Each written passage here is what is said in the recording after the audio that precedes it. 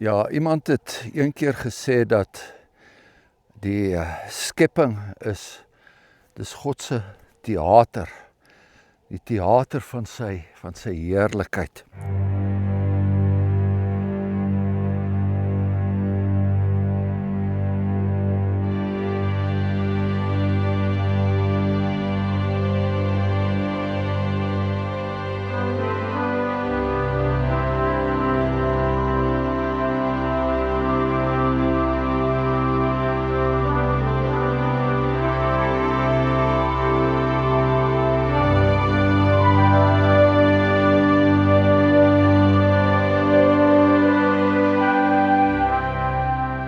As 'n mens so daaroor dink, en 'n mens dink ook aan wat in die boek Spreuke staan, dan het jy te doen met die Here wat hierdie aarde geskape het en wat uiteindelik gespeel het op die wêreld rond soos dit daar staan. En natuurlik, hy het ook met kleur en tekstuur en hy het ook met die vorm van goed het hy gespeel en ons sien dit in die fynste detail. Ons sien dit in die rotse en hulle vorms wat daar so duidelik uitstaan, veral in die winter.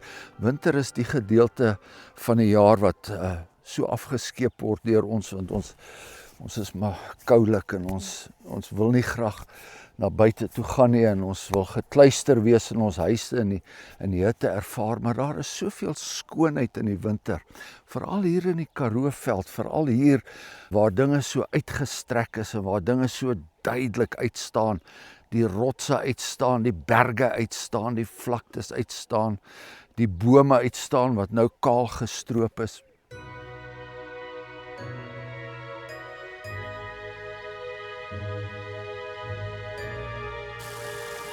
En dan daar in daardie klowe waar die riviertjies nou nog steeds loop aan die water van die somer en van die herfst syfer nog steeds uit.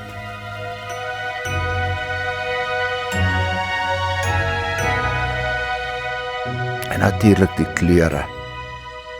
kleure, die verskillende bruine wat jy kry, die vaal wat jy kry, die oker. Die oker is baie oorheersend, maar juis dan sien ons hoe die karakter van goed uitstaan.